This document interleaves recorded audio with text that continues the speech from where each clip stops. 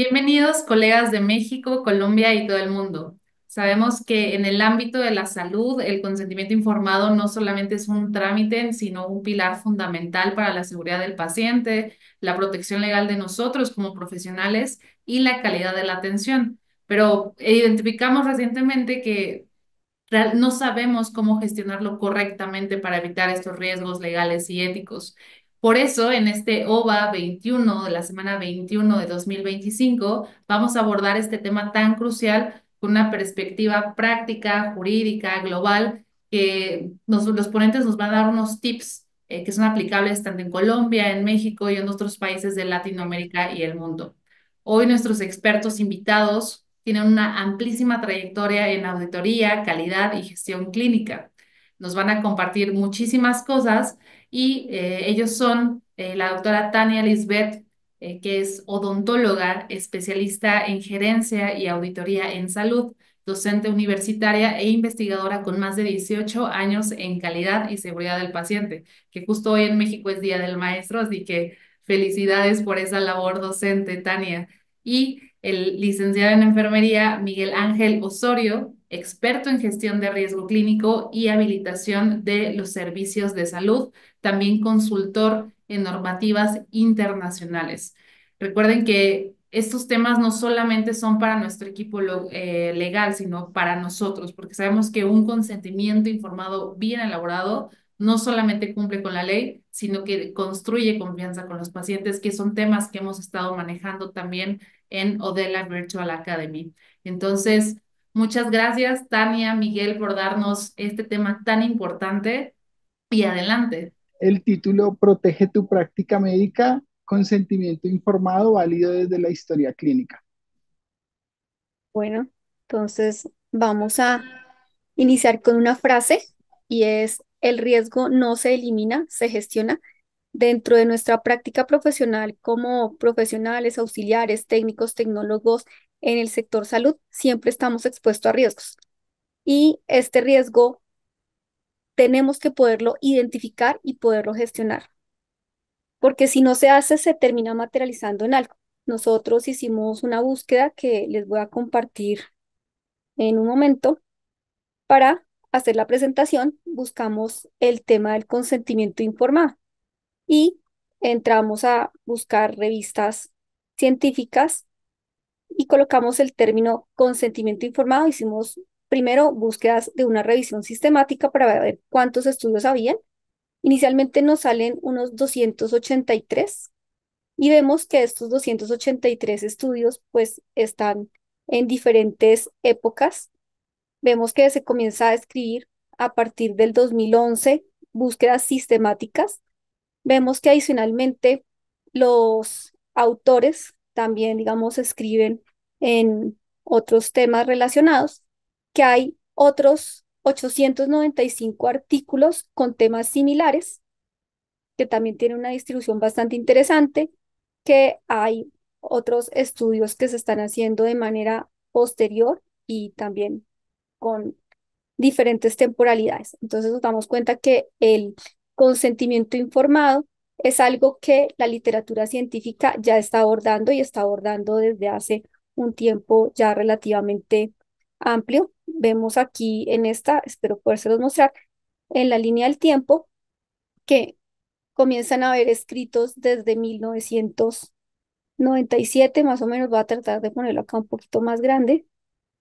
Aquí vemos que desde el 95, ¿sí? Hay escritos y pues ya comienzan a haber cada vez más literatura asociada al tema. Vemos adicionalmente que el consentimiento informado acá hablan en diferentes países, hablan en China, hablan en Colombia, hablan en Perú, en Estados Unidos, entonces hablan en diferentes países. Voy a volver entonces a la presentación. Queremos invitarlos también que en el transcurso de la charla, si consideran hacer preguntas, las pueden hacer a través del chat y ya luego nosotros estaremos gestionándolas. Como parte de la práctica profesional, como les comentábamos, el riesgo hace parte del ejercicio profesional. Eso quiere decir que ningún acto clínico o ningún acto asistencial está libre de riesgos, que adicionalmente los errores pueden ocurrir incluso cuando hay una buena práctica. Es decir, a pesar de que yo haga las guías, procesos, procedimientos, lo haga de manera adecuada, se puede materializar una situación que termina causándole un daño al paciente. También las expectativas de los pacientes y el resultado clínico no siempre coinciden. Eso quiere decir que el paciente considera que el resultado va a ser algo diferente a lo que realmente va a pasar.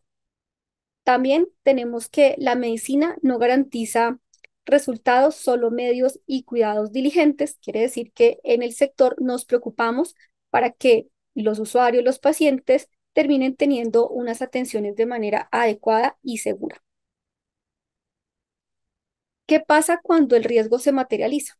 Entonces, inicialmente, el paciente o su familia pueden interpretar un resultado o un evento adverso como si fuera una negligencia. Eso quiere decir que ellos consideran que se hizo una mala práctica.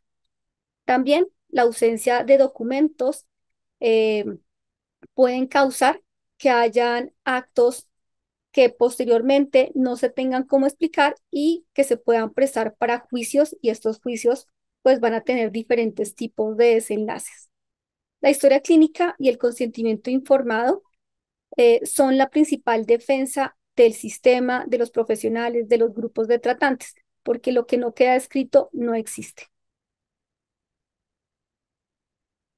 Adicionalmente, ¿qué pasa cuando el riesgo se materializa? Entonces, el riesgo, como ya veíamos, se puede materializar a pesar de todas las buenas actividades que yo haya hecho. Yo tengo que tener hago una muy buena práctica profesional, sin embargo, el riesgo puede materializarse en un evento. Entonces, vemos que aunque los eventos adversos pueden ser parte inherente de la práctica profesional, cuando no hay un consentimiento informado válido o una documentación clara, el impacto se multiplica.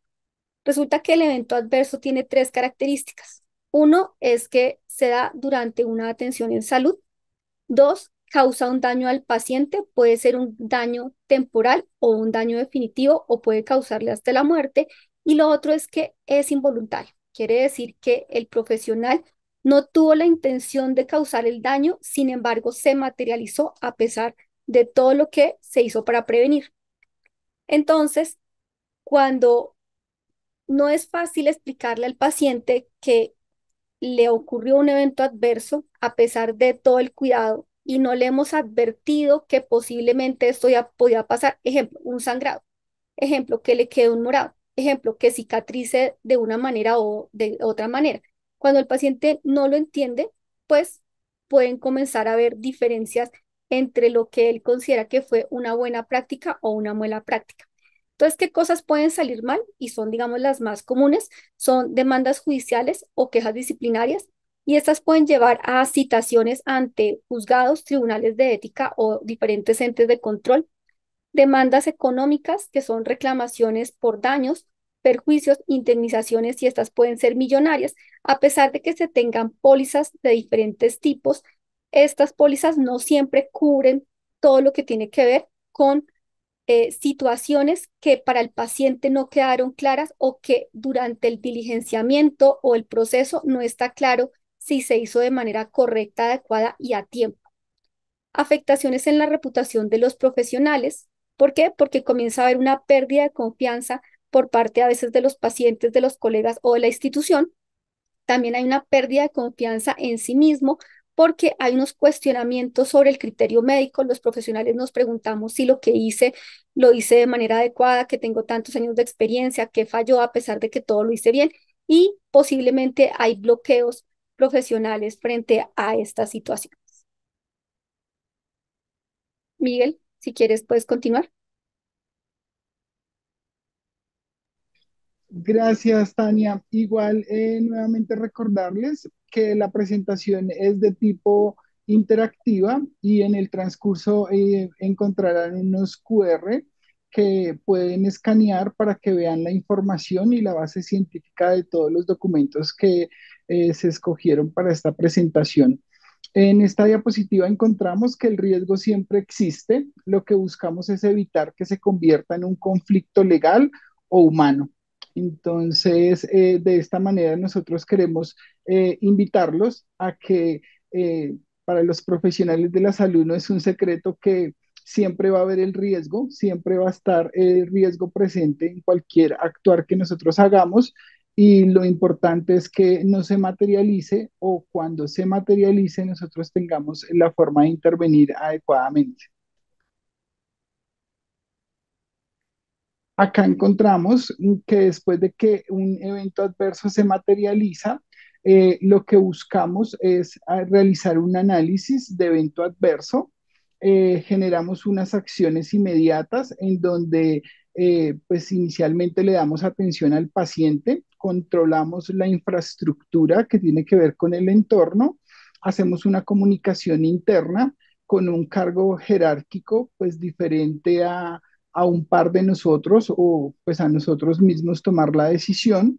Realizamos una notificación de evento adverso, realizamos todo lo que tiene que ver con el reporte a las coordinaciones médicas o a las coordinaciones de calidad y después de eso hacemos una comunicación y soporte en donde apoyamos a la familia, le realizamos seguimiento a todo lo que tiene que ver el núcleo familiar del paciente y tenemos en cuenta que las diferentes organizaciones, Organización Mundial de la Salud, Organización Panamericana de la Salud y todas las barreras que defienden al paciente y al profesional de la salud, catalogan a el profesional de la salud como una segunda víctima dentro del análisis del evento adverso. Entonces encontramos acá que la primera víctima sería el paciente, la segunda víctima es el profesional de la salud y la tercera víctima ya sería el recurso público como la institución o la entidad que estuviera prestando el servicio. Después de eso analizamos el evento adverso y lo que queremos acá es reunirnos con el equipo de trabajo, realizar una investigación, realizar un análisis por medio del protocolo de Londres que también pues está estipulado por los entes de control que aseguran la seguridad del paciente.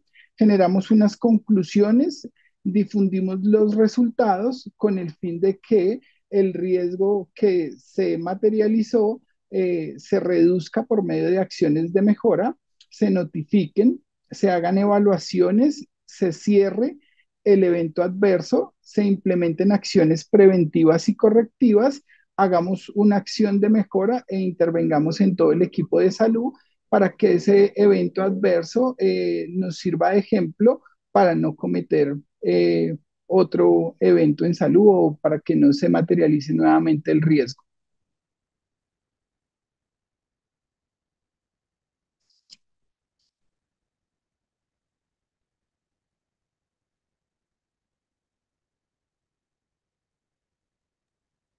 Ok, ustedes van a ver que en la presentación vamos a estar hablando continuamente de temas de eventos adversos o seguridad del paciente.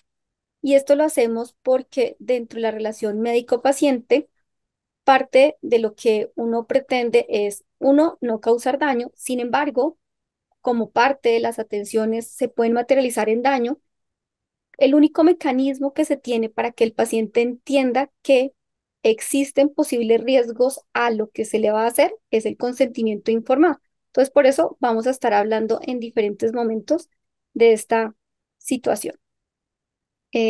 Existe algo que se denomina el paradigma médico-paciente.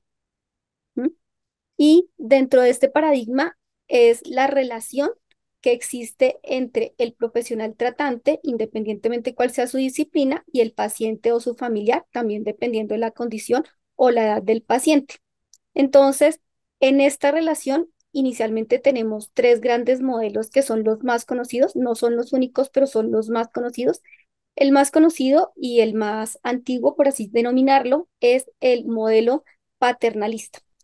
En este modelo, el profesional de la salud es el que toma la decisión por el paciente porque él es el que sabe qué es lo que al paciente mejor le va. Ese digamos que era la creencia o lo que se tenía anteriormente.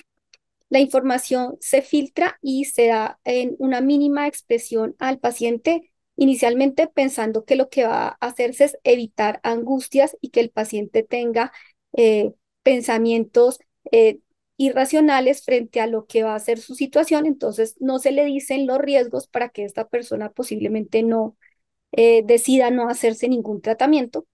El paciente tiene un rol pasivo y obediente y el consentimiento informado se reduce a una formalidad, es decir, a algo que hay que hacer y el paciente considera que lo tiene que firmar como parte de la actividad del acto asistencial.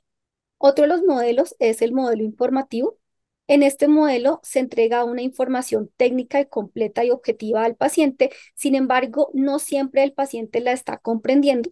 El paciente toma una decisión de forma autónoma, sin embargo, no está guiado, ya que no todo lo que le han dicho lo ha entendido.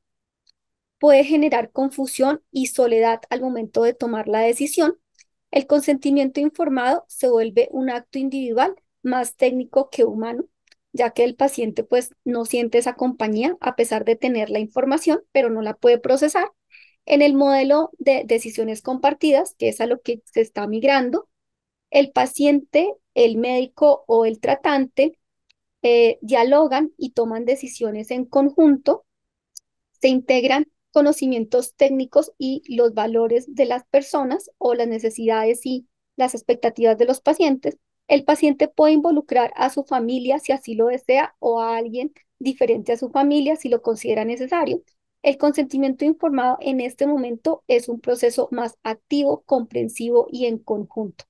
A pesar de que los profesionales muchas veces intentan explicarles a los pacientes algo que a veces juegan contra es el tema del tiempo. Entonces, muchas veces se sugiere que para poder tener consentimientos informados en un modelo de decisiones compartidas, se tengan sesiones específicas en donde lo que se va a tratar es el consentimiento informado, ya que si se han hecho atenciones anteriores, el consentimiento informado no da tiempo para que tenga todo el espacio de explicación. ¿Listo? Entonces, recuerden que pueden ir haciendo preguntas en la medida que lo consideren. Documentar para proteger. ¿Cómo prevenir que el riesgo se materialice? Jurídicamente, entonces, ¿qué pasa? Parte de los temores de los profesionales es qué pasa si lo que yo hago termina mal. ¿Quién me puede juzgar? ¿En qué puede esto terminar? Entonces, uno es que se sugiere que haya una explicación clara del procedimiento, de los riesgos y las alternativas, teniendo en cuenta que son los riesgos que tiene el paciente asociados a ese tipo de procedimientos, los procedimientos que existen, no solamente los que yo le puedo hacer en este lugar, sino las alternativas terapéuticas que tiene ese paciente de acuerdo a esa condición clínica, incluyendo atenciones alternativas. Muchas, tenemos actualmente muchas medicinas alternativas y los pacientes también tienen derecho a saber que pueden tener ese tipo de opiniones. Usar formatos de consentimiento informado personalizados si se considera que es necesario. ¿Por qué? Porque cuando yo tengo en una hoja muchos riesgos y lo que yo hago es marcar con una X o con un 1 o de alguna manera cuáles son los riesgos, a veces se puede diluir y poder perder la expectativa frente a que hubiera sido una información mucho más personalizada con este paciente. Documentar todas las conversaciones relevantes con el paciente y es porque muchas veces se les dan indicaciones o los pacientes manifiestan cosas, sin embargo, no queda registrado en ninguna parte. Entonces, eso también digamos que es algo recomendable. Registrar las decisiones de los pacientes, inclusive cuando la decisión sea negativa. Los pacientes en el consentimiento informado pueden decidir tener una aceptación plena, tener una aceptación parcial o decir que no están de acuerdo con lo que les están planteando. Para cualquiera de estos debe ser claro para el paciente cuál va a ser el desenlace dependiendo de si acepta, si no acepta o si lo acepta parcialmente o si durante la ejecución del tratamiento, si es un tratamiento largo, decide retirarse, qué pasa cuando se retira a un momento inicial, en un momento medio o ya casi terminando el tratamiento. Y algo muy importante es el tema de hacer firmar los consentimientos si se considera necesario tener firmas de testigos, sobre todo para diferencias de conflictos o rechazos en los tratamientos. Entonces, estas son algunas de las sugerencias. También el consentimiento informado más que un escudo legal. Muchas veces los profesionales consideran que por haber hecho firmar el consentimiento informado, eso ya los blinda ante cualquier situación jurídica, legal o ética. Y realmente no es así. El consentimiento informado no solamente es un requisito legal o técnico, Y legal, ¿por qué? Porque la historia clínica es el documento primordial de la atención y eso es lo que puede evidenciar que un paciente asistió a un servicio, que le hicieron una cantidad de tratamientos, preguntas y que de acuerdo a esto han decidido que tienen un diagnóstico, que le proponen un tratamiento y se dan así unas conductas asistenciales. Y ético porque muestra cómo ha sido el proceder de el profesional durante la atención de este paciente. ¿Qué más tenemos?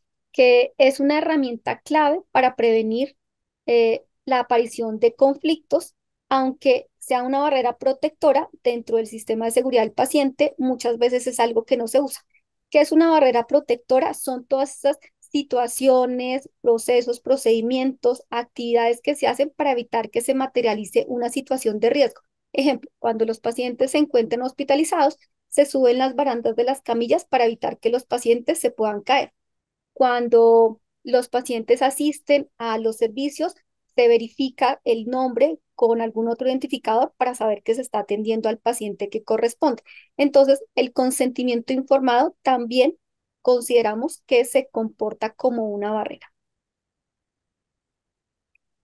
Dentro de las evidencias tempranas que encontramos haciendo la revisión, encontramos un documento que habla sobre el consentimiento informado y su evolución histórica. Y vemos que desde el Imperio Otomano en el siglo XVI comienzan a hablar que hay unos registros en 1539 en Turquía donde el paciente o su representante acepta someterse a intervenciones quirúrgicas y entiende las recomendaciones, los riesgos y adicionalmente eximía en ese momento al profesional o al médico en caso de alguna complicación. Este, digamos que no es el único hecho antiguo que se conoce, también hay otro hecho anterior antes de Cristo que tiene que ver con el Código Hammurabi, en donde se tenía en cuenta que si se le causaba un daño al paciente o a la persona que era atendida, quien se lo ha causado también sufriría lo mismo que sufrió esta persona. Y por eso es el dicho de diente por diente, ojo por ojo.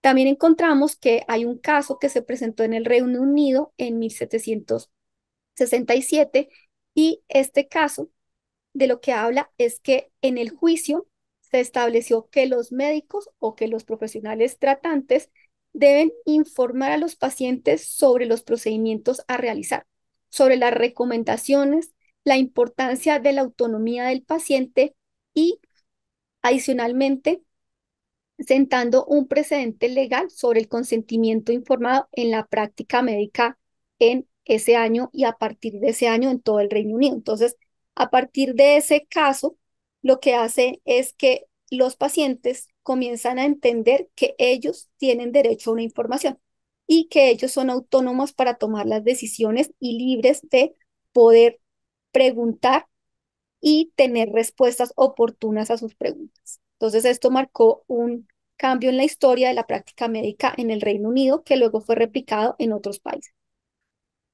Aquí, ustedes si consideran, también pueden descargar el código QR. En el código QR, como les decía Miguel Ángel, vamos a encontrar los diferentes artículos o evidencia científica que estamos aportando en la presentación. ¿Listo?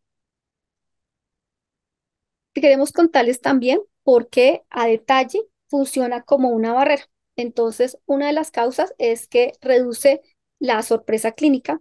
El paciente conoce con anterioridad los riesgos, las complicaciones y posibles resultados de la intervención o el procedimiento al cual va a ser sometido. También fortalece la relación médico-paciente porque genera una confianza, un respeto y una recepción de transparencia hacia el acto médico. También previene conflictos legales. Un buen documento demuestra que hubo una información clara y una decisión libre por parte del paciente. También fomenta decisiones compartidas y conscientes porque el paciente se siente parte activo del proceso y no una víctima cuando seguramente le toca firmar pero no sabe o lo que sabe es que si no firma no le hacen el procedimiento. También se deja constancia por escrito de lo conversado.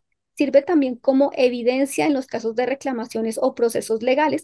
Muchas veces los pacientes no recuerdan lo que han manifestado Durante las consultas no recuerdan las recomendaciones y tienen unas expectativas diferentes hacia los desenlaces de los procedimientos. También permite manejar las expectativas, ayuda a evitar malos entendidos sobre lo que el tratamiento puede o no lograr. Entonces, una cosa son las expectativas, otros son los resultados, y los pacientes muchas veces confunden lo que ellos consideran que querían como un resultado versus el desenlace.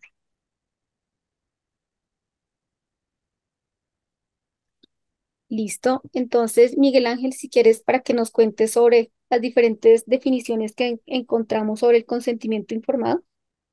Bueno, lo que se hizo fue buscar definiciones de diferentes organismos como la Comisión Nacional de Bioética y digamos que más adelante iremos a mirar como cuáles fueron los puntos en comunes.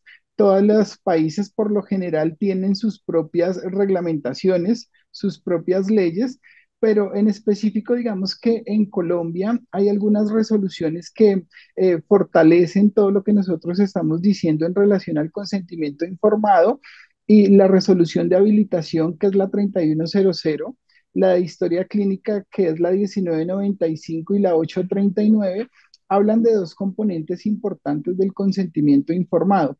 Si bien un mecanismo para garantizar el consentimiento informado es el documento que sirve como herramienta, hay algunas normas en nuestro país que nos lo solicitan de manera obligatoria, pero aparte de eso, nos exigen la forma de garantizar cómo nosotros evaluamos que ese consentimiento informado se le haya aplicado a un paciente.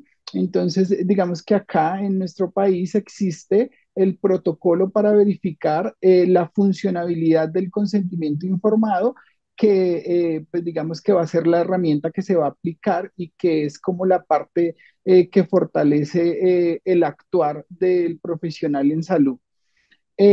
Acá inicialmente el consentimiento informado, según la Comisión Nacional de Bioética, en México el consentimiento informado se define como un acuerdo por escrito mediante el cual una persona o su representante legal, en caso de que tenga alguna discapacidad o sea menor de edad, acepta la participación de un procedimiento médico o de investigación después de haber sido informado sobre la naturaleza del procedimiento, los riesgos, beneficios involucrados y teniendo en cuenta la capacidad de decidir libremente sobre su participación.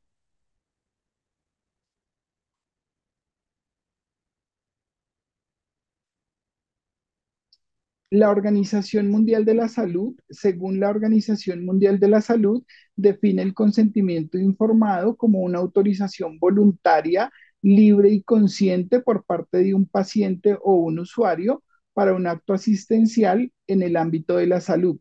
Este consentimiento informado requiere que el paciente entienda la naturaleza de la decisión, incluyendo los beneficios, los riesgos, las alternativas y consecuencias tras haber recibido la información adecuada por parte del profesional de la salud.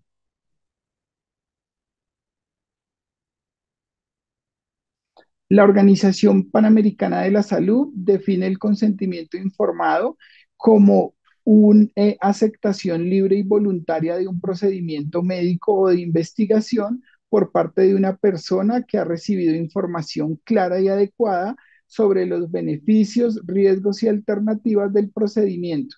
Esta información debe ser comprensible para la persona con el fin de que le permita tomar una decisión autónoma si lo desea o si no, la misma paciente puede rechazar el procedimiento.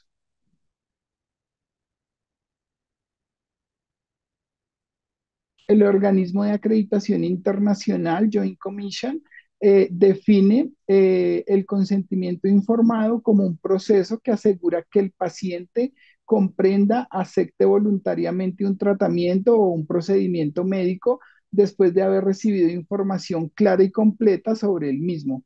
Esto implica que el paciente esté consciente de los riesgos, los beneficios y las alternativas disponibles, que pueda decidir libremente si se quiere hacer la intervención o no.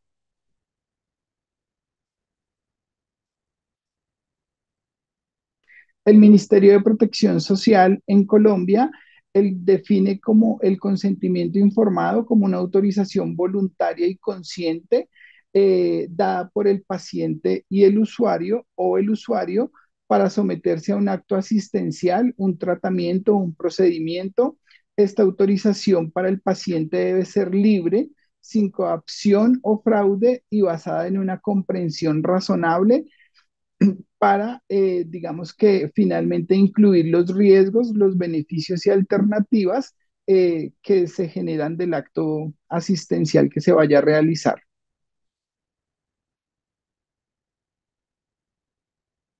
Todas las definiciones que se mencionaron anteriormente tienen algunos puntos esenciales y lo que quisimos detallar en esta presentación es cuáles se presentan con más regularidad y cuáles se repiten. Entonces, digamos que para que las personas que están detrás de la pantalla empiecen a diseñar sus protocolos o sus documentos que tengan fuerza científica, digamos que lo importante es determinar que el consentimiento dentro de su contenido tiene que tener un espacio en donde haya voluntad y libertad de que el paciente firme, pero aparte de que firme, tendría que colocar en una casilla o en un ítem que comprendió, leyó y que para él es claro todo lo que está consignado en esa herramienta que estamos usando en ese momento. Tiene que tener una capacidad de comprensión y autonomía. El paciente debe tener la capacidad de comprender la información y tomar decisiones autónomas, al igual que hacer preguntas. La información debe ser clara y suficiente de parte y parte por parte del profesional y es claro colocar ahí que el paciente no tiene dudas o que si tiene dudas se les aclaran las preguntas que el paciente hizo. Mencionan que debe brindarse al paciente información comprensible, completa, adecuada sobre el procedimiento y en esta la colocamos en la mitad porque es bastante importante irse a la cultura del paciente, tener en cuenta la cultura del paciente, la ideología, el idioma, la raza, para que el paciente entienda desde todo nivel cultural la herramienta que se está utilizando para que él para que él firme voluntariamente. Derecho a rechazar también habla de que el paciente tiene derecho a rechazar si no reconoce alguna cosa importante del consentimiento informado o lo puede aceptar también parcialmente. Y lo más importante que destaca como las definiciones anteriores es que el consentimiento informado tiene que incluir como obligatorio los beneficios, los riesgos, las alternativas que se van a generar del procedimiento. Se insiste en que la información debe cubrir estos tres aspectos claves porque muchas veces los profesionales de la salud, me incluyo, casi que nunca se le dice al paciente que el riesgo más alejado es que vaya a tener un desenlace final. Entonces, digamos que para muchos profesionales que se someten a los pacientes a cirugías que no son, que son electivas, que no son urgentes, si uno le escribe al paciente, por ejemplo, que uno de los riesgos es que fallezca, pues seguramente la conducta del paciente es que va a generar temor si no se le explicó eh, desde una barrera pues importante que esto puede pasar, pero que tenemos todas las barreras para mitigar el riesgo. Entonces, pues digamos que esto es como lo que se concluye de las definiciones anteriores y esto es lo que hay que tener en cuenta en la herramienta que se va a usar, que es el consentimiento informado.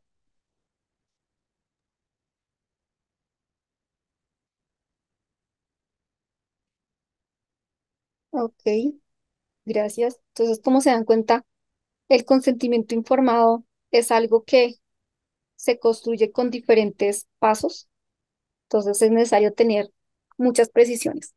Dentro de la búsqueda, nosotros encontramos que hay una información para Latinoamérica, teniendo en cuenta que en Latinoamérica tomamos Colombia, México y Brasil como referencia, en Norteamérica, Estados Unidos y Canadá, Europa Occidental, países como Alemania y Suecia, y en Asia, Japón y India son algunos de los países que se tomaron como referencia.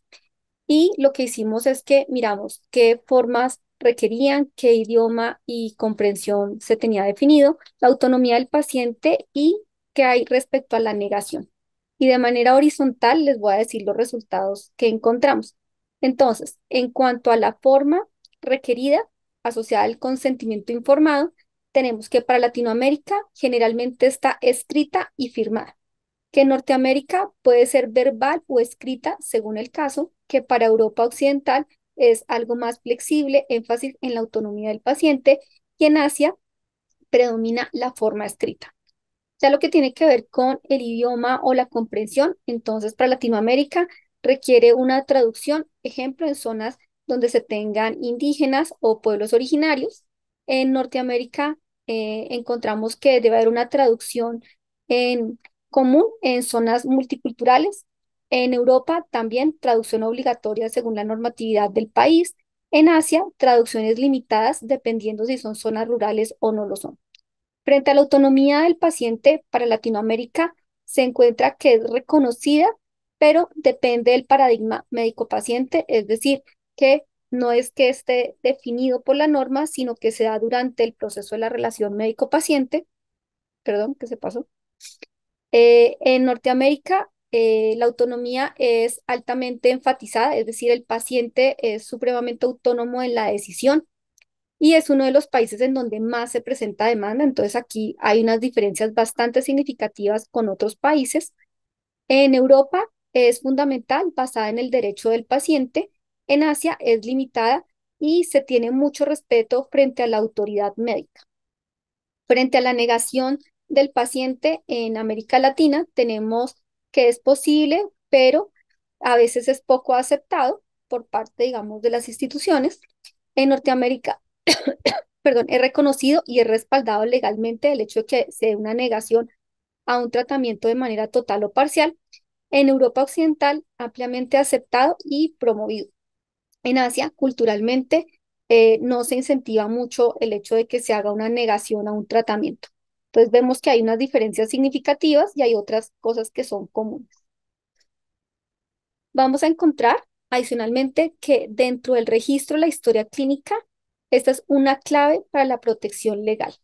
Entonces, el consentimiento informado debe quedar documentado de forma clara, legible, accesible dentro de la historia clínica y esto puede ser lo que va a garantizar un respaldo legal y lo que demuestra el cuidado continuo durante toda la atención.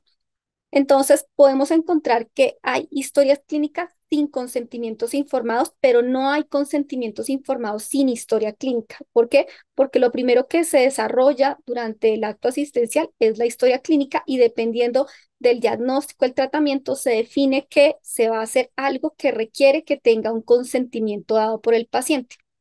Entonces, ¿dónde y cómo se registra? Entonces, hay diferentes tipos de historia clínica. Muchas veces se tienen partes de la sección de la historia clínica que se denominan consentimientos informados y autorizaciones, se tienen como anexos, como registros especiales, como apartes del expediente, la historia clínica, dependiendo cómo se llama en el país.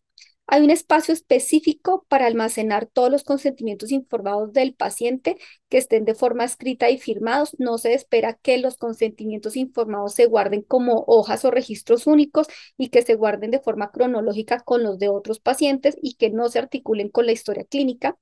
Se deben incluir las fechas, los procedimientos, las firmas de los pacientes y los profesionales que informaron. Recordar que quien firma el consentimiento informado no necesariamente es la persona que realiza el procedimiento. Esto es algo clave para los pacientes decírselos. ¿Por qué? Porque posiblemente el profesional que en consulta externa o en algún apoyo diagnóstico en un servicio de hospitalización o en un servicio de urgencias, le explica al paciente cuáles son los riesgos, las alternativas, los beneficios y el paciente acepta porque considera que él es el tratante. El paciente muchas veces considera que el consentimiento informado se lo ha dado a esa persona a la cual vio minutos antes o ya la ha visto de manera periódica, pero fue la persona con la que habló. Y muchas veces se llevan la sorpresa que cuando llegan al procedimiento los está operando o los va a operar alguien a quien nunca han visto y no saben ni siquiera el nombre de esta persona. Entonces es muy importante saber que el consentimiento informado puede ser dado directamente a los profesionales o de manera institucional, dependiendo cómo lo tenga definido la entidad. Sin embargo, es muy recomendable que el paciente entienda esta situación. Adicionalmente, si no está la historia clínica, legalmente no ocurrió la actividad.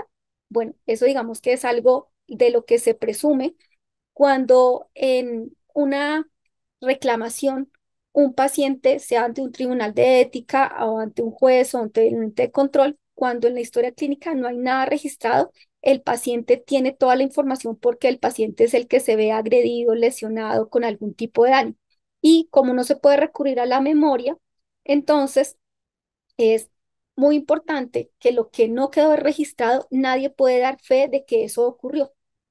Entonces, aquí tenemos algo relacionado con las notas de enfermería y las evoluciones médicas, teniendo en cuenta que esto tiene un valor muy importante frente a la evolución de los pacientes. Entonces, las notas deben reflejar que se informó, se explicó y se resolvieron las dudas de los pacientes durante los diferentes momentos que el paciente está allí. También tenemos que enfermería también puede documentar las reacciones y las preguntas que hacen los pacientes. También tenemos que el diligenciamiento y el e-consentimiento o los consentimientos electrónicos se pueden sistematizar siempre y cuando tengan firmas digitales estos consentimientos o lleven rúbricas de firmas de los pacientes que se hayan capturado en el momento en el que se diligencia el consentimiento informado. También esto puede ayudar a aumentar la trazabilidad para evitar pérdidas de documentos físicos. Sin embargo, en muchos países, si el consentimiento informado se hace en una actividad física, es decir, en un documento físico, este físico se debe guardar, se puede escanear, se puede tener de manera electrónica. Sin embargo, no se puede perder ese documento físico porque en algún momento puede ser parte de una evidencia. Entonces, sí se escanea, pero no se pierde o no se deshacen de este documento físico. Pueden incluirse videos, validaciones de la comprensión y de los registros y también registros biométricos. Entonces, ¿qué pasa? Desde que existe la telemedicina ya con un auge mayor, nos damos cuenta que, por ejemplo, en Colombia, cualquier atención en telemedicina debe llevar consentimiento informado. Y alrededor del mundo y en Colombia también, muchas de las atenciones que se hacen mediadas por las tecnologías de la información y la comunicación quedan registros grabados, quedan grabaciones telefónicas, quedan mensajes de texto. Entonces, esto también hace parte del registro electrónico. Muchas veces parte de conseguir el consentimiento informado cuando las personas están en telemedicina, se trata que el paciente de manera verbal dé su aceptación y él mismo repita y diga qué es lo que está autorizando.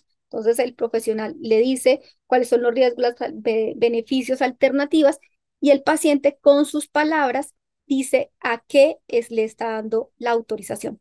Y así se consolida que un consentimiento informado en un servicio de telemedicina podría tener un valor probatorio. Aquí, adicionalmente, proponemos que hay distintos tipos de herramientas que pueden mejorar la práctica y eso se denominan buenas prácticas. Entonces, encontramos las listas de chequeo. Estas listas lo que permiten es que nos ayudan con un paso a paso para cumplir diferentes tareas y poder verificar que está la información, que están las firmas, que se han resuelto y que hay una información que se puede tener con trazabilidad. También la numeración y la legibilidad de los formularios. Entonces, a pesar de que muchos de estos consentimientos informados o formatos no se diligencian a mano, no significa que sean legibles. Muchas veces lo que hacen las personas es que por querer avanzar en campos colocan puntos, puntos, XX o colocan palabras que no tienen sentido, entonces pierde el valor de la legibilidad. Y el tema de la numeración quiere decir que deben estar de manera consecutiva y cronológica, de tal forma que se identifique cuál de esas, muchas veces los consentimientos tienen una, dos, tres, cuatro páginas, entonces es importante saber cuál es el orden de estas páginas y cuál es el orden cronológico de los diferentes actos asistenciales, más aún lo que tiene que ver con el consentimiento informado y también que la trazabilidad pueda mostrar dentro de la historia clínica que estos consentimientos informados se hicieron en los momentos que eran necesario hacerlos y que no se hicieron de manera posterior a los procedimientos ya realizados. También los protocolos internos que pueden tener los diferentes profesionales o las instituciones, de tal manera que puedan decir el cómo se hacen las cosas de manera clara, también quién lo debe hacer, quién lo debe diligenciar, quién lo debe entregar y finalmente el consentimiento informado en la medida que se vaya modificando, también se le tiene que decir a las personas qué cosas se van modificando frente al diligenciamiento del mismo. Se sugieren también auditorías periódicas, ya que estas son revisiones regulares de las historias clínicas, muchas veces por comité de historia clínica, porque sea algo regular o porque se ha presentado alguna situación que es necesario analizar. Entonces se verifica el cumplimiento de la calidad del consentimiento informado y se verifican dos cosas: la forma y el fondo. La forma es todo lo que tiene que ver con temas de diligenciamiento, que esté la fecha, que esté la firma, que esté los nombres de las personas legibles, que estén los números de identificación, que estén la información asociada al paciente, y lo que tiene que ya ver con la parte de la forma, si se ha superado, la parte del fondo tiene que ver con la coherencia de el motivo del procedimiento que se va a dar versus las alternativas, tratamientos y diferente información que se consigna en este documento. Entonces se mira la coherencia de el motivo del procedimiento y realmente lo que se le entregó de información al paciente y quedó consignado en ese documento denominado consentimiento informado.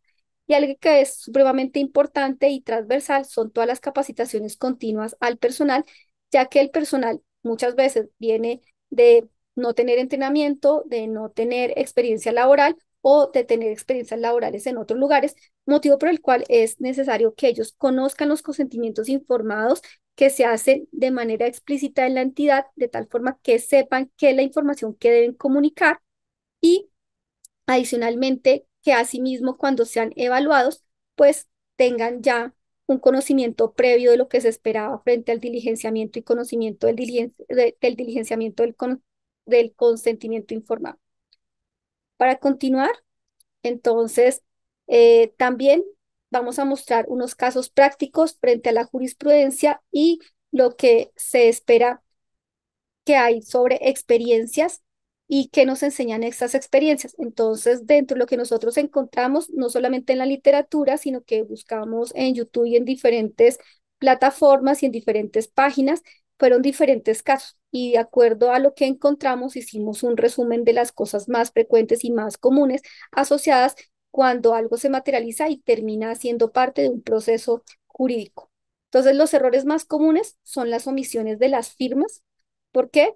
Porque se cuestiona posteriormente si la persona que no firmó estaba de acuerdo o no estaba de acuerdo, o sabía o estuvo como parte de esa información que se le da al paciente. Entonces, eso es un riesgo y una consecuencia. Entonces, casos frecuentes en los tribunales, el consentimiento se entrega pero no se firma, o cuando se archiva esta, este documento se pierde. Entonces, también eso digamos que es algo crítico. Los resultados, pérdida del valor probatorio. ¿Por qué el valor probatorio? Porque cuando no hay un documento que mostrar o el documento tiene ausencias de información, no hay cómo poder demostrar que realmente se hizo algo o no se hizo. También hay un fallo en contra de los profesionales por no poder demostrar la información que no se encuentra, y es, digamos, algo que no se puede recurrir a la memoria. Nadie del equipo puede decir que recuerda qué fue lo que pasó, ni siquiera el día anterior, mucho más cuando han pasado días, meses o hasta años. También uno de los errores más comunes es la información incompleta. Entonces hay errores evitables asociados a no detallar los riesgos, las alternativas o posibles complicaciones propias de ese paciente. Muchas veces se colocan cosas genéricas y cuando se revisan en un nivel ya para probar que se hizo de manera adecuada o no, se identifican que los riesgos no están asociados a las características del paciente, o no por lo menos en ese momento en que el paciente tuvo el acto asistencial. Algunas sentencias han demostrado que los consentimientos fueron inválidos por la falta de claridad y adicionalmente por la información exhaustiva que no era clara para los pacientes. Ejemplo, muchas veces colocan los diagnósticos en código CIE-10 y el paciente no sabe qué significa un código CIE-10, entonces realmente no puede saber cuál era su diagnóstico para saber que el tratamiento que le iban a hacer cuál es, o colocan muchas información de manera técnica que el paciente no alcanza a comprender y realmente no es fácil saber si el paciente realmente entendió a pesar de los tecnicismos. Entonces, esto también le resta valor a los consentimientos informados. Vamos a mostrarles un caso. Es un video que dura como 1 minuto y medio. Se los voy a compartir, lo voy a poner eh, más grandecito para que lo puedan ver. Sin autorización, una doctora le realizó una cirugía a una paciente. La nota completa la tiene mi compañero Ernesto Gómez. Por realizarle un procedimiento anticonceptivo definitivo a su paciente sin su autorización, se le inició proceso penal a la doctora, así lo informó la Fiscalía del Estado de Jalisco. La doctora ginecobstetra Aliatra Elizabeth S., quien operaba en el Hospital Santa Marta, ya fue imputada luego de que se reunieron datos de prueba por parte de la gente del Ministerio Público. Según las investigaciones, se confirmó que la víctima ingresó al hospital ubicado en la colonia Huerta Baeza de Guadalajara, debido a que estaba programado para el parto de un bebé, el cual nació mediante cesárea. Se realizó la intervención quirúrgica del parto. La doctora Aliatra presumiblemente también le realizó otro procedimiento denominado salpingonclasia, el cual es un método de anticoncepción definitivo, y este no estaba autorizado por la paciente, generando un menoscabo en su salud. Esto sucedió el 11 de marzo del 2020. La víctima denunció los hechos y comenzó la diligencia por parte del Ministerio Público y policías investigadores, acreditando la posible responsabilidad de Aliatra Elizabeth de los delitos de responsabilidad médica y lesiones. El juez de control ordenó la comparecencia de la doctora mediante cita, por lo que fue imputada. Al analizar los elementos de prueba, el juez vinculó a proceso a la profesionista. Para Imagen, Ernesto Gómez Camacho. Listo. Entonces, algo importante que vemos en este video es que ya no lo denominan paciente, sino que lo denominan víctima. Entonces, quiere decir que esta persona pues está diciendo que tuvo una lesión personal por la actividad que le realizaron, que no fue consensuada. ¿Mm? Entonces, eso es importante tenerlo presente porque eso pasa como una lesión personal. Aquí les vamos a hablar posteriormente de otro caso.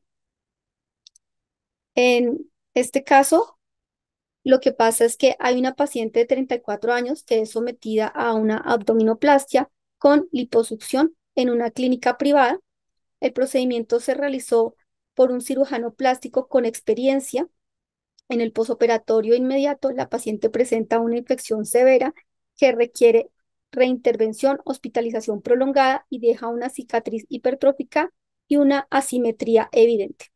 Dentro de los hallazgos de este caso, entonces se encuentra que el formulario o el documento de consentimiento informado solo estaba firmado por una de las partes. La hoja que mencionaba la cirugía estética, pero no detallaba de qué tipo de procedimiento específicamente se estaba hablando ni los riesgos asociados al mismo. No se adjuntó evidencia de que se entregó información verbal ni registros de notas médicas que se le había hablado y discutido con el paciente los diferentes riesgos. La la paciente alega que nunca fue informada de los riesgos de las infecciones ni posibles deformidades que podían suceder asociadas al procedimiento que le iban a realizar. También encontramos que dentro de la respuesta del tribunal, el juez concluyó que no existió consentimiento informado válido, es decir, que este documento perdió un valor probatorio por todas las inconsistencias y fallas que tenía. El profesional no pudo demostrar haber cumplido con su deber de informar al paciente y que el paciente de manera consciente hubiera entendido los riesgos y hubiera podido tener la oportunidad de decir si sí quería o no quería con la nueva información que tenía. Se dicta una sentencia condenándolo por daños morales, daños estéticos y lucro cesante. Eso significa que el profesional tiene que responder por todos los daños a los cuales les fueron imputados. También quedan unas lecciones claves asociadas a este tipo de situaciones. Uno, el formulario o el consentimiento informado sin firma no tiene un valor probatorio. La falta de detalles en el consentimiento informado deja al profesional sin defensa. Documentar el proceso de información en la historia clínica es tan importante como el acto quirúrgico, es decir, si definitivamente no quedan registrados o los pacientes no entienden y no pueden tomar decisiones, y sobre todo en el momento de materializarse un daño, sea una complicación, un evento adverso, siempre el paciente va a sentir que hay un proceso de desconfianza y que hay una mala práctica. Y cuando lo llevan a otra instancia, no van a haber formas probatorias para saber que todo lo que se hizo era lo que se tenía que hacer en el momento que se tenía que hacer, de acuerdo a las mejores prácticas posibles. ¿Listo? Creo que a alguien se le levantó el micrófono. Eso es lo que tenía inicialmente para compartirles. Miguel Ángel, no sé si quisieras decirles algo adicional para comenzar a mirar el tema de las preguntas. Sí, inicialmente y en conclusión, los diferentes ministerios, en específico el Ministerio de Colombia, eh, emana por medio de documentos o por medio de comunicados una serie de guías de práctica médica o de práctica clínica que son documentos que reposan en el ministerio, son elaborados por expertos y ellos por lo general dicen que antes de hacer cualquier intervención, los profesionales de los diferentes sectores tienen que clasificar sus patologías más frecuentes para que posterior a eso diseñen esta herramienta que es clave para el funcionamiento de la operación. Seguramente en el caso de que mencionaba Tania de la cirugía plástica, si el consentimiento hubiese estado completo, hubiese pasado lo mismo, el paciente se hubiera complicado, hubiese hasta fallecido, pero en este sentido lo que se quiere lograr es que el consentimiento sea tan transparente o tan efectivo que pueda proteger al profesional de la salud, porque lo que hemos venido hablando en el transcurso pues, de la presentación es que el riesgo siempre va a estar. El tema es que nosotros se lo documentemos al paciente y el paciente sepa que puede llegar a pasar eso, porque pues digamos que lo que uno busca es tratar de hacer herramientas dentro de los consultorios o dentro de las IPS que sean eh, acorde a cada procedimiento. No todos los procedimientos sirven para no todos los consentimientos informados sirven para todos los procedimientos y por eso casi que cada profesional tendría que diseñar uno en específico por el tipo de tratamiento que se le vaya a practicar al paciente. Y lo más importante, pienso que de la presentación es que cuando ustedes vayan a hacer la herramienta o la vayan a diseñar desde sus consultorios, eh, tengan en cuenta que dentro de la herramienta como tal tienen que haber apartados importantes, aparte de los datos básicos, pues digamos que los apartados más importantes que ustedes tienen que tener en cuenta es que tiene que incluir los riesgos, los beneficios, las alternativas terapéuticas y las posibles complicaciones que van a derivar esos procedimientos y ya después de eso, pues uno por lo general puede explicar o el deber ser del consentimiento es que estén los datos básicos del paciente, la descripción del procedimiento para que el paciente entienda qué es lo que se le va a hacer de una forma resumida, que él lo pueda entender y después de la definición tendría que haber una parte que diga alternativa terapéutica.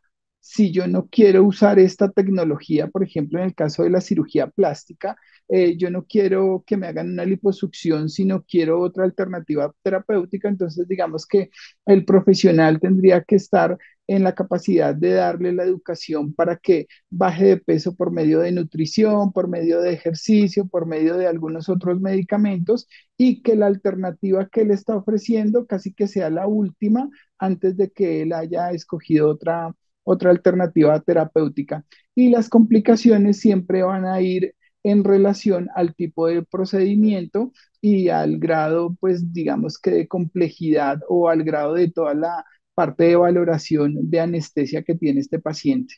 Entonces, eso es todo.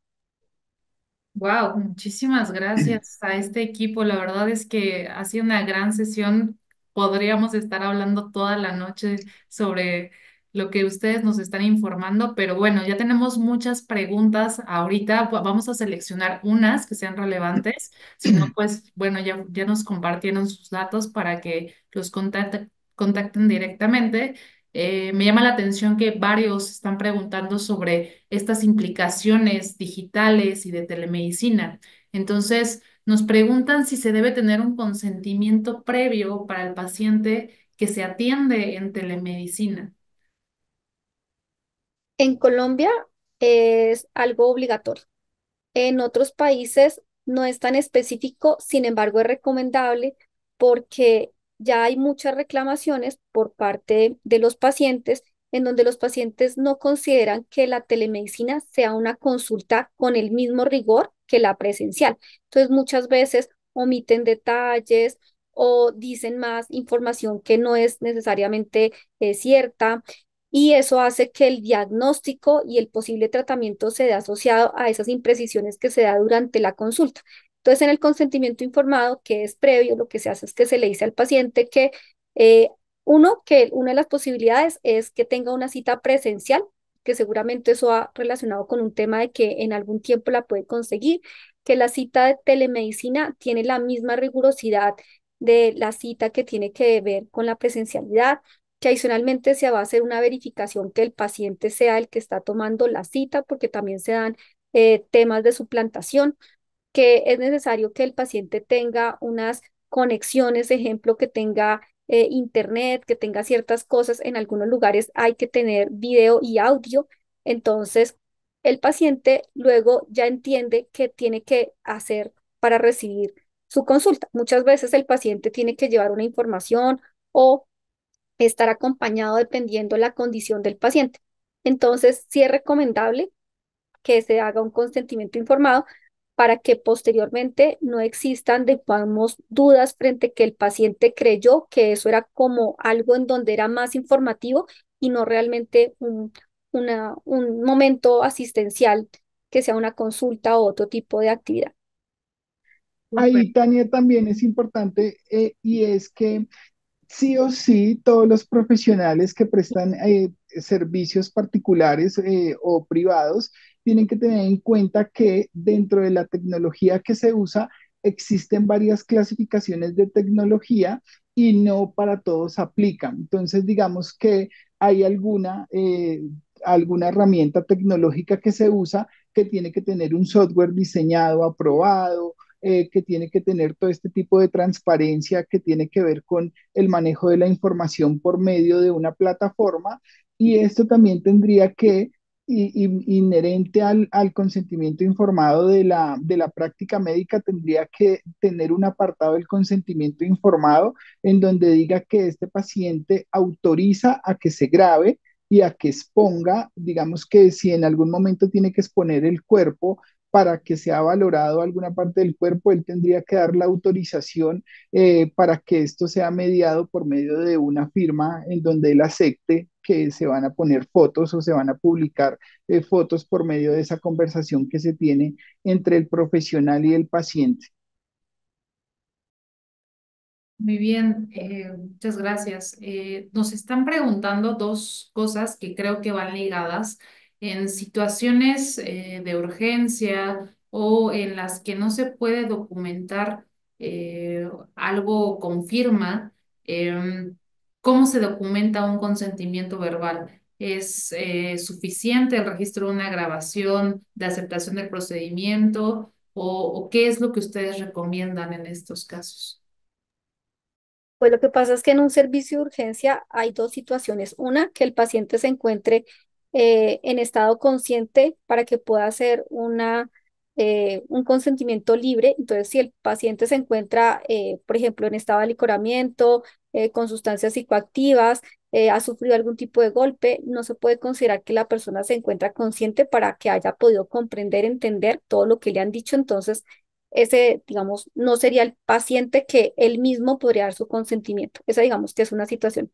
Dos, En las IPS o en las clínicas o en los hospitales, que es donde se hacen las atenciones de urgencias, se tiene que tener ya definido por los comités de ética o por comités que se tengan de manera ya colegiada, en donde se defina qué se puede hacer para que la vida del paciente, ¿sí? Es lo primordial frente a una atención. Entonces, el paciente que es un paciente habitante de calle, un paciente que no sabemos la información, un paciente que no se puede comunicar con nosotros y que no existe la posibilidad de realmente materializar un consentimiento informado con esta rigurosidad, lo que se hace muchas veces es que si el paciente, digamos, no podemos tomarle la firma, pero si está consciente, orientado y le explicamos y parece que si es un paciente con todas las características, por medio de testigos se coloca que el paciente da un consentimiento informado, pero dentro de la historia clínica debe existir esa posibilidad de escribir eso. También cuando el paciente no está consciente, pero se necesita hacer algo, entonces ya se tienen definidos qué límites hay para poder hacer algunas actuaciones, mientras que en algún momento se puede llegar pues a contactar a una persona responsable. Entonces está dentro de los equipos de salud poder determinar quién del equipo de salud define que sí, que a este paciente lo tenemos que reanimar, que a este paciente lo tenemos que entubar, que a este paciente le vamos a hacer una transfusión. Entonces, ya se tienen definidos qué situaciones están asociadas a eso. Cosas que hay que tener en cuenta son edades extremas, como casos de niños, personas, adultos mayores o embarazadas. Entonces, con ellos hay que tener especial cuidado porque tienen, digamos que, una connotación adicional, ¿sí? Entonces, eso es lo que hay que tener como presente. Y acá también hay que tener muy claro tres criterios que los dijimos durante la presentación, y es que el consentimiento informado debe ser libre, voluntario y autónomo. Si esto no se cumple, es porque el médico o el profesional de la salud considera que prevalece la vida del paciente, que la vida del paciente en ese momento está en riesgo y que estos tres criterios no se tienen en cuenta porque el paciente no puede tomar la decisión. Entonces, lo que este profesional tendría que hacer es justificar en una nota médica o en una nota de evolución el estado del paciente para que en el momento de una investigación o en el momento de que se llegara a tener algún evento relacionado con este paciente, evidenciemos que el paciente llegó con alteración del estado de la conciencia, llegó con riesgo de falla o con riesgo inminente de que tuviera una alteración en los signos vitales. Entonces, digamos que lo importante sería tener en cuenta los criterios, que es libre, voluntario y autónomo para una persona que esté con una escala neurológica de 15/15. Ya el resto después lo determina la autonomía que tiene el profesional en medicina. De acuerdo, muchas gracias. Tenemos muchas preguntas, vamos a hacer una más para respetar el tiempo de los ponentes. ¿Qué mecanismos sugieren para adaptar el consentimiento a pacientes con barreras lingüísticas o cognitivas? Bueno, actualmente hay diferentes. Uno es poder saber cuál es la limitación del paciente, porque, por ejemplo, hay sordociegos, hay limitaciones cognitivas, como lo dicen, psicológicas, y para cada uno, digamos que hay una posibilidad diferente. Están ya muchos consentimientos que están en braille, hay consentimientos que se hacen con ayudas de personas o centros de relevo o personas que ya saben signos de señas y lo que hacen es que hacen como una traducción y se tiene una persona eh, a medida como de testigo que va documentando el hecho de que hay un traductor y que se está haciendo esta información. Cuando se hace en braille, ahí lo que hay que mirar es que definitivamente alguien valide que el paciente realmente sabe leer braille, porque eso también es algo que ocurre con frecuencia, que no todos los pacientes que tienen esta discapacidad leen braille. Lo que tiene que ver con discapacidades cognitivas, muchas veces los pacientes no tienen la autonomía para que ellos mismos puedan tomar las decisiones. Entonces se tiene que valorar si ese paciente tiene que tener un acompañante o bueno, un acompañante no, un responsable, que es la persona que le va a ayudar a tomar la decisión. Entonces, cada una de las decisiones son diferentes. Más aún, hace poco en Colombia, hace como 2 semanas, salió un documento frente a la autonomía que tienen los niños y los adolescentes frente a su salud sexual y reproductiva. Entonces, ellos ya no tienen que ir acompañados, sino que hay que tener unos mecanismos para que ellos entiendan cómo pueden solicitar algunos servicios y cómo algunos procedimientos pueden acceder a esto sin necesidad de que sus padres estén, sino que ellos entienden la naturaleza de decir que quieren aceptar algún tipo de tratamiento asociado a su salud sexual y reproductiva. Entonces, cada uno de estas situaciones va a tener una respuesta totalmente diferente. Por lo general también existen en diferentes ministerios. Lo que pasa es que, digamos que acá le damos la respuesta específica al consentimiento informado, pero detrás de eso hay una serie de protocolos, herramientas que digamos que las escribe el mismo ministerio y hay un protocolo en específico que se llama protocolo con enfoque diferencial. Entonces, todos los prestadores por lo general, llámense públicos, privados o particulares, tendrían que desde su enfoque diferencial clasificar el tipo de población que se va a manejar, porque digamos que la barrera no tendría que tener como resultado la negación a el ingreso del servicio o el ingreso del sistema de la población. Entonces, en este sentido, puede pasar que nosotros tengamos un protocolo de enfoque diferencial en donde vamos a atender niños menores de tantos años con una discapacidad cognitiva en silla de ruedas y que aparte sean sordomudos. Entonces, digamos que tendríamos que tener las herramientas de comunicación para que podamos garantizarles desde el enfoque y desde los diferentes medios de salud la barrera al acceso al servicio de salud. Ok. Pues muchísimas gracias, doctora Tania, enfermero Miguel, por compartir su conocimiento y su pasión con nosotros. La verdad es que son un equipo increíble y lo que nos dieron no solo es teoría, es algo que todos debemos aplicar, ya sea en un consultorio pequeño o en un gran hospital, ya sea en México, Colombia o cualquier parte del mundo. Hay una frase que ustedes dijeron en su presentación que es con la que yo me quedo. El consentimiento no es solo un escudo legal, sino también es un acto ético, ¿no? Se me hace algo muy impactante y que todos deberíamos aplicar. Una frase con la que ustedes quieren que se quede nuestra audiencia hoy y la que consulte este video posteriormente, Tania. Pues yo creo que el acto de respeto más grande con el paciente es hacer un buen consentimiento informado. Me encanta. Miguel, una frase con la que resumas esto. Así que iba a decir la misma, pero yo cuando estoy practicando la parte asistencial como enfermero especialista en cuidado crítico, siempre le tengo miedo a la práctica y respeto a lo que puede pasar. Entonces, yo creo que la invitación más importante es no perderle el miedo a la salud, al paciente como tal, porque todos los pacientes se conforman de una forma diferente. Entonces, digamos que la palabra o la frase es como no perder el respeto o el miedo a la práctica que hacemos a diario en la parte asistencial. Me encanta, me encanta. Muchísimas gracias. Y bueno, o sea, ya sabemos, creo que es evidente que ellos son los más duros de Colombia, así que si necesitan ayuda para proteger su clínica, auditar procesos o abrir nuevas unidades, ellos son la mejor opción, son la mejor guía. No duden en contactarlos. Ya nos compartieron sus contactos. De todas maneras, se las dejaremos en el canal de YouTube. Muchas gracias otra vez. Y recuerden que la próxima semana también estaremos teniendo un evento en torno a OVA que se llama Exo Experience. Los exosomas son un tema muy en boga y juntamos a 4 expertos que en vivo estarán dialogando al respecto de este tema. Y también no olviden suscribirse al canal de YouTube para que puedan consultar este webinar y los siguientes. Muchísimas gracias a todos, doctores, por unirse hoy y nos vemos en la próxima. Gracias, Miguel. Gracias, Tania. Gracias, Vane.